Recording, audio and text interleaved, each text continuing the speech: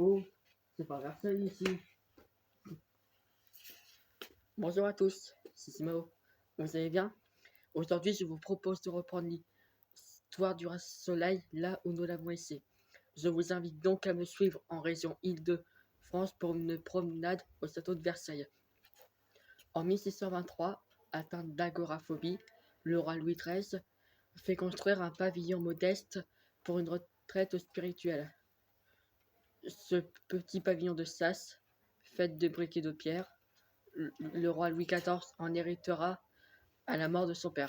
À travers les siècles, ce petit pavillon de sas passera entre les mains d'architectes de renom pour devenir le magnifique château que nous connaissons aujourd'hui. Découvrons ensemble l'histoire du château de Versailles, d'abord sous le règne de Louis XIV, puis sous celui de ses successeurs. En 1661, Louis XIV décide de faire de Versailles sa résidence principale, loin de Paris.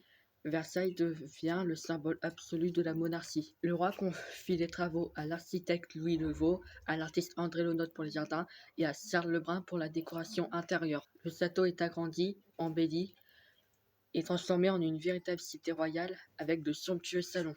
Les travaux se poursuivent tout au long du règne de Louis XIV, avec des tensions et des aménagements, l'ajout de nouveaux bâtiments et de magnifiques jardins. La grande partie des travaux de construction du château de Versailles sera réalisée sous le règne de Louis XIV. Les transformations vont se poursuivre sous ses successeurs.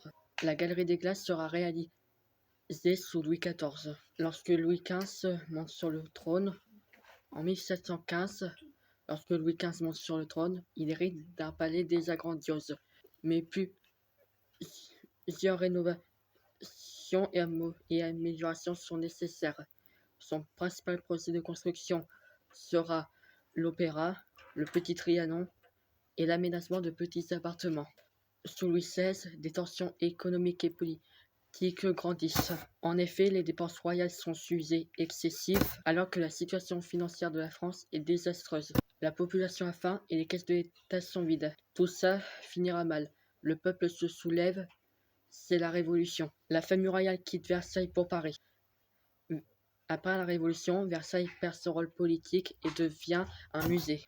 Voilà, cette vidéo est terminée. Je vous donne rendez-vous pour d'autres histoires. C'était Simo pour Micro.rc. À bientôt.